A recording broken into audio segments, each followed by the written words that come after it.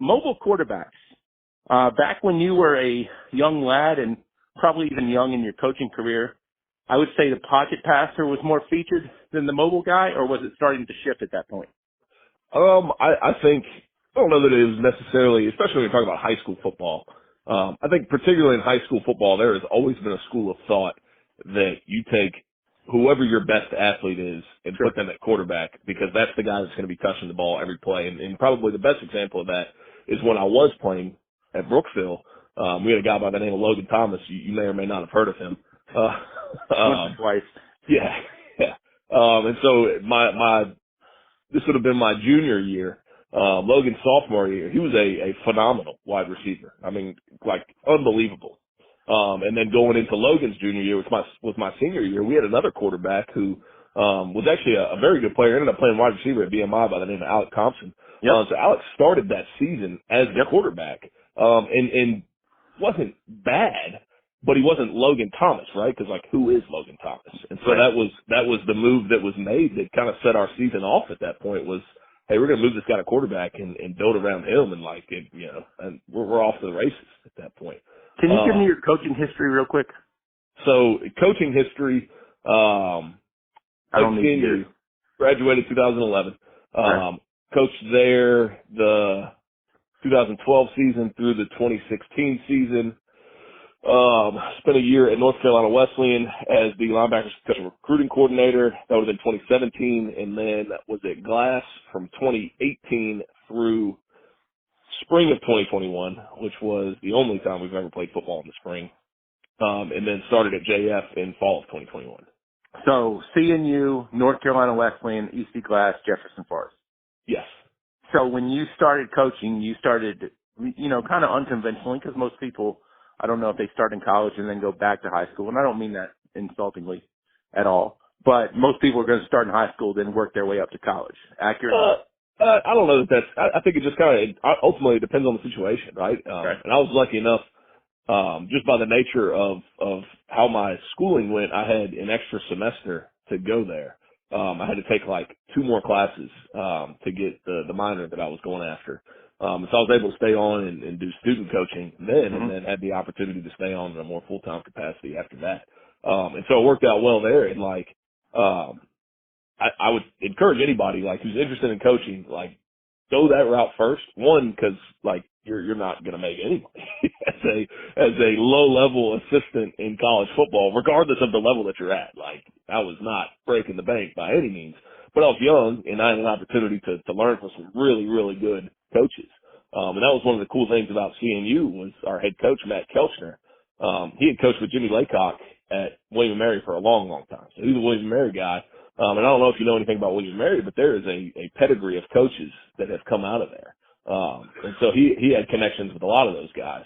And so every year, not only would we have an opportunity to learn from somebody else, but we would sometimes bring in guys that, maybe got let go from a big time job and they were kind of just looking to rebound for a year. And so they'd come and they'd work with us for a year before going on somewhere else. So like, had a really, really cool opportunity to learn from a lot of really, really good coaches that have been doing it for a long time at a lot of different levels, when I was at CNU.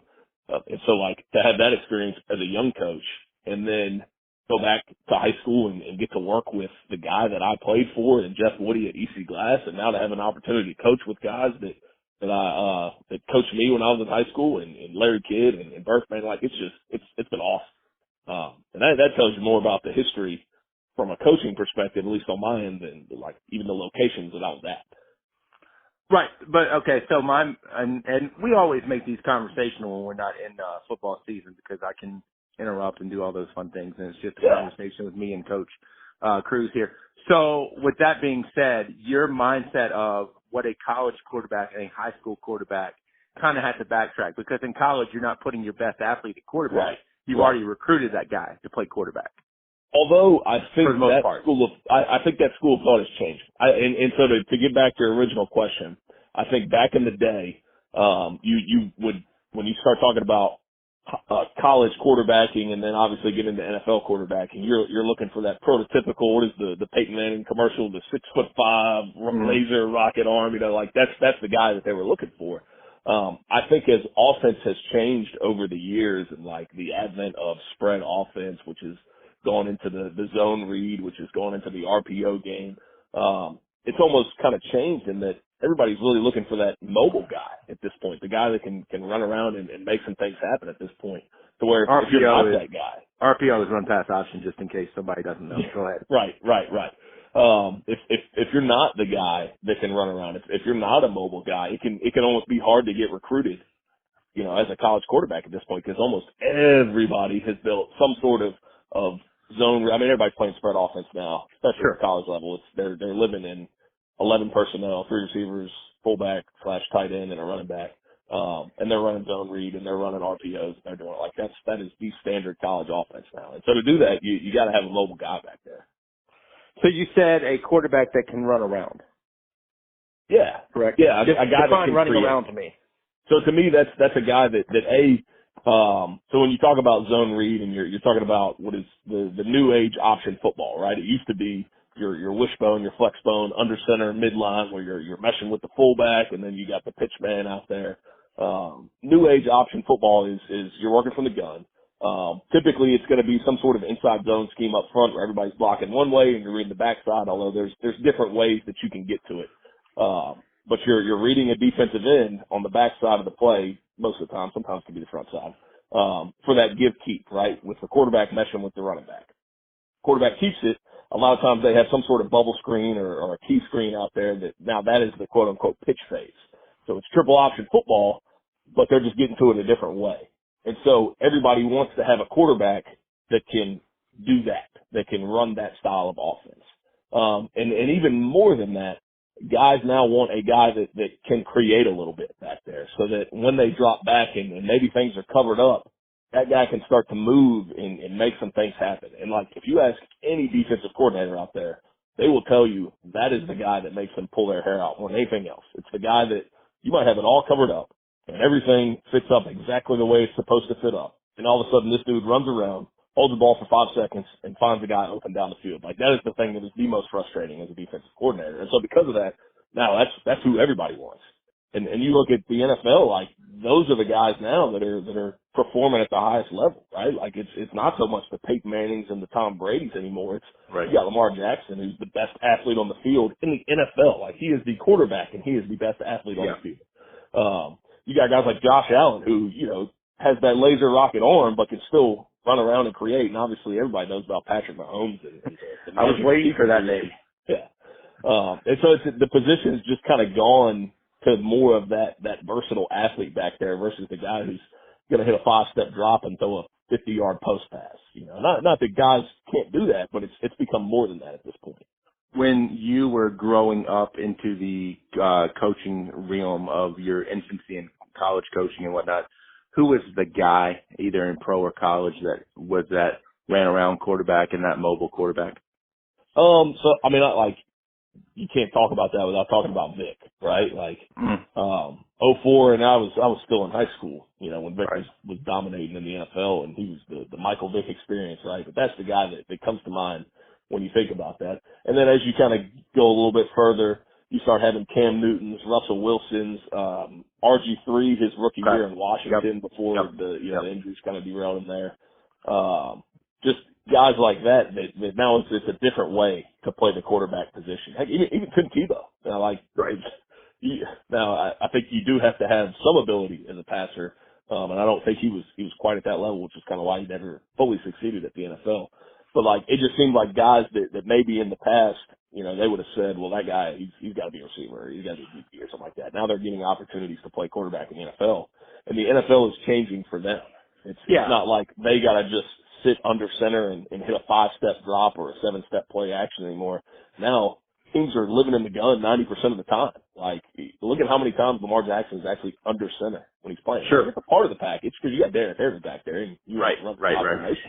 Yeah. But he's living in the gun a lot of times. Yeah. Well, Michael Vick's a unicorn, so I think we kind of got to take him out of it because I remember when I was around, I went somewhere, growing up, I always said, Rutgers and Temple is not going to be on the schedule in the NFL. But I think Michael Vick was such a gifted athlete. He could make NFL defenses look silly too. Maybe not to the point he could with college. Right. Well, I mean, even now you got Lamar Jackson. Who I think he's probably the closest correlator that you're going to find to Michael Vick in today's game, in the sense that, like, when that dude steps on an NFL field, he is still the best athlete on that field. That doesn't happen ever at the quarterback, maybe with the exception of those two guys, and then, you know, maybe a guy like Cam Newton, who's not as elusive and fast, but is just a freak from his size and strength and ability to play the game that way. Yeah, Mahomes, I think, is kind of he throws at such weird arm angles. I mean, you think you have him down, and he can just throw at weird arm angles. Don't get me wrong, he can run around too. Like you said, Josh Allen, I think, is probably more of a gifted runner with his feet, and he also can throw too. But I would say Josh Allen's kind of got the feet before the arm. Agree or disagree? I think he's gotten better, and truthfully, he's one of the few guys that you see go from college to the NFL and actually, like, improve as an accurate passer. Like, coming out, that was kind of the knock on him, was his completion percentage was just not super high, and even early in the league that was the case, and then all of a sudden it was like the light switch just flipped for him. He's going out there and dropping dimes all over the field now, and still using his athleticism to be a factor in the quarterback run game and scramble it around and you know, making broken plays happen and all that stuff. But when you brought up Tim Tebow to me, and I know I will get heat for saying this, but Tim Tebow, as good as he was at the college game, I mean, he couldn't take that next step. I mean, granted, he had good games. I'm not saying he didn't, but in order of being, you know, a 10, 12-year quarterback, I don't think he improved like Josh Allen did. No, and he just mechanically was just not there. But, I mean, you talk about, like, dominating college football. Truthfully, it's probably him or Cam Newton that you look at as a guy who just straight up took over college football. Like, Cam Newton, the single season that he put together is just unbelievable at Auburn. And Tebow, his stretch at Florida is kind of the same thing. And you look at that guy, like, as that spread option quarterback now, who is I mean, he's as thick as a fullback back there.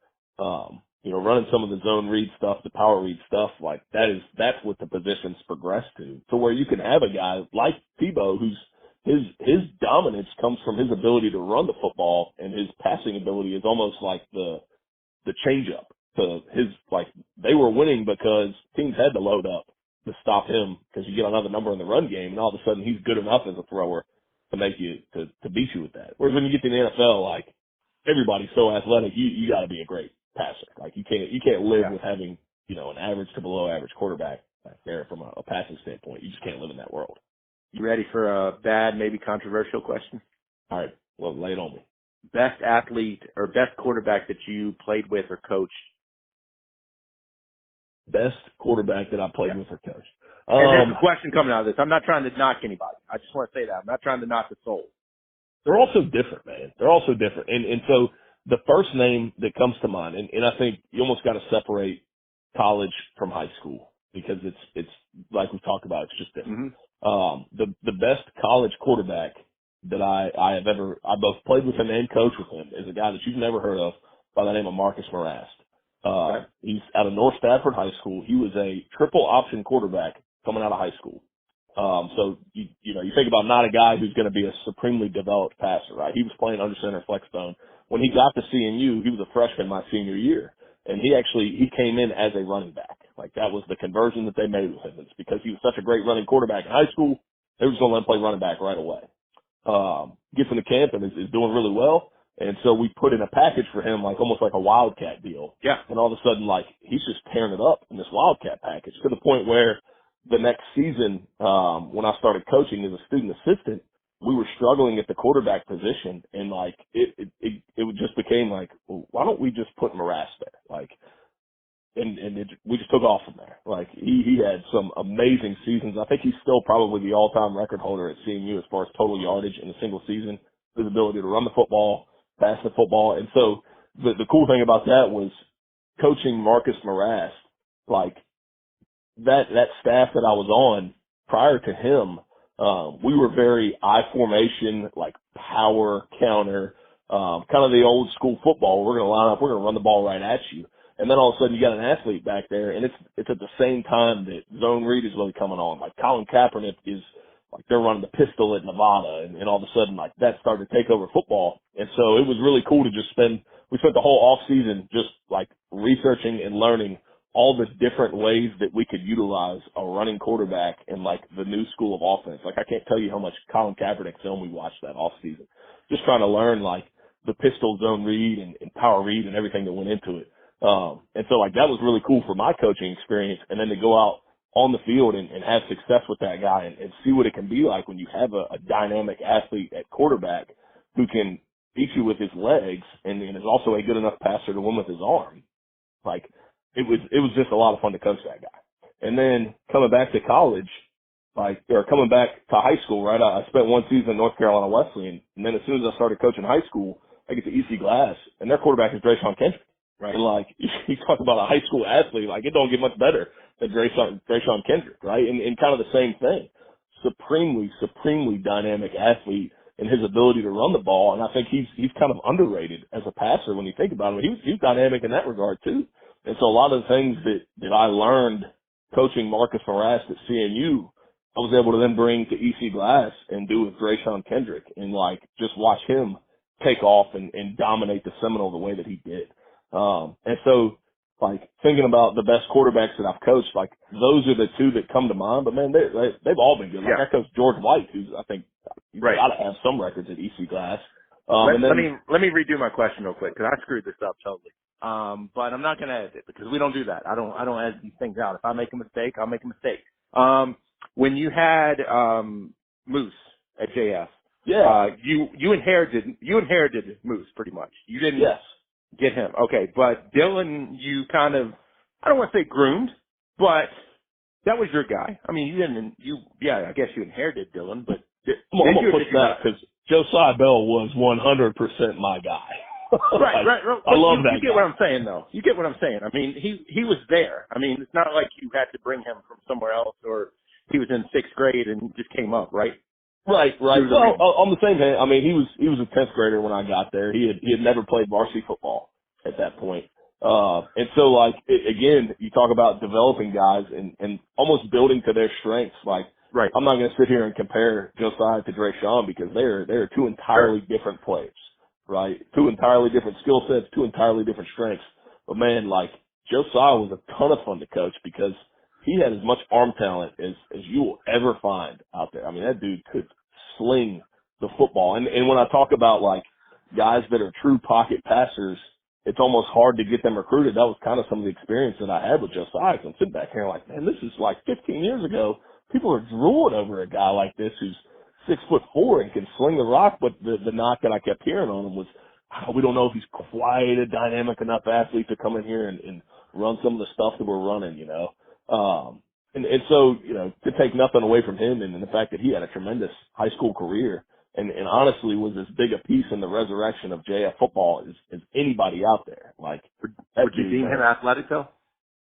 Yeah, I would. Okay. I would in a different way than Drayshawn Kendrick. Like, is Joe going to go out there and rip off 80-yard runs and make 6 people miss in the way that Drayshawn did? No, Joe will tell you that right now. But dude, I'm telling you, if I need to convert a 4th and 2, like, you better believe Joe Bell is the guy that I want handling the football because he's going to get in there. Like, we had a play, like, we just called it wedge, right?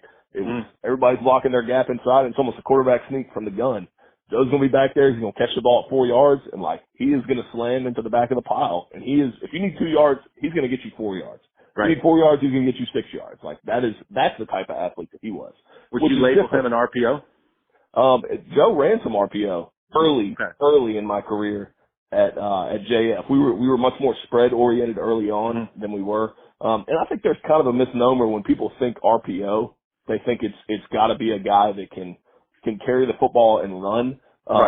Right. It's more you got to be able to make quick decisions because some RPOs it's a handoff or a pass. Yep. It's not necessarily a quarterback keep. And so we did a lot of that with Joe early on. We got away from it towards the end just because we started doing some different things offensively. But early in his career there, we ran a lot of that stuff, and he was really good at that as far as making quick decisions and getting the ball where it needed to go. Yeah. So when you have a quarterback that's kind of got more of the feet to where they can be a threat with that, do you have to have your offensive linemen play differently as if they were protecting, like, I'm not going to pick on George, but I mean, George was a really good pocket passer. I'm not saying George couldn't run, But most of the linemen, I think, at Glass probably knew, hey, I've just got to protect. I don't have to be worried about, the guy running around 20 yards behind me without getting a hold. Does that make sense where I'm going with that a little bit? It does make sense. I don't know that you necessarily. It's not that you're coaching the offensive line to do different things. I'm a big believer in that. You got to build your offense around the strength of your quarterback. And so it's the things that we are teaching from an upper level schematic standpoint are going to be different with a different guy pulling the trigger, right? The offense that we are going to run with a George White is going to be different than the offense that we're going to run with a Drayshawn Kendrick. That's going to be different than the offense we're going to run with a Josiah Bell. So it's not necessarily that we're coaching the offensive line to do different things. It's maybe with a dynamic runner back there, we're investing more time in the bootleg and the sprint out and the zone read quarterback keep with a bubble off of it, whereas with a more true pocket passer back there, we're investing more of our time in 5- and 6-man protections with the offensive line and downfield route concepts and things like that. So you're investing your time differently as far as where you're leaning from a schematic standpoint. Right, and I think part of the question, at least it sounded good in my head, I don't know if it came out of my mouth really well, is, are you going to put a guy that is athletic, that needs to block for an athletic quarterback on the offensive line to where if he was blocking for, if you're blocking for a quarterback that's kind of a pocket passer, that guy can be a wide receiver. But because he's got to block for an offensive lineman, he's kind of have to move to the line. Hear where I'm going with that now? I do see where you're going with it. The reality is in high school football, I don't think you get to pick. Okay. I think you got your 5 best linemen, and those are your 5 best linemen, right? And you got to play to their strengths, and you got to play with the strength of the guy who's pulling the trigger for you. Maybe when you start to get to the college level, where you're starting to talk about the types of players that you are trying to recruit and the traits that you're looking for in those players, yeah, I do think that can be, a part of the decision-making process when it comes to recruiting offensive linemen. So you can't move a receiver from a high school team to an O-line if you've got to have an athletic guy on the line? No, I don't like. That dude's going to get his tail kicked. He's not going to go out there and block Slade to see. You kidding me?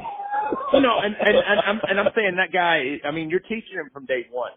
You're not just throwing him in. I do understand what you're saying. Okay. I don't think there is as big of a difference in the level of athleticism and the traits that you're looking for at the high school. I don't think it's enough to talk.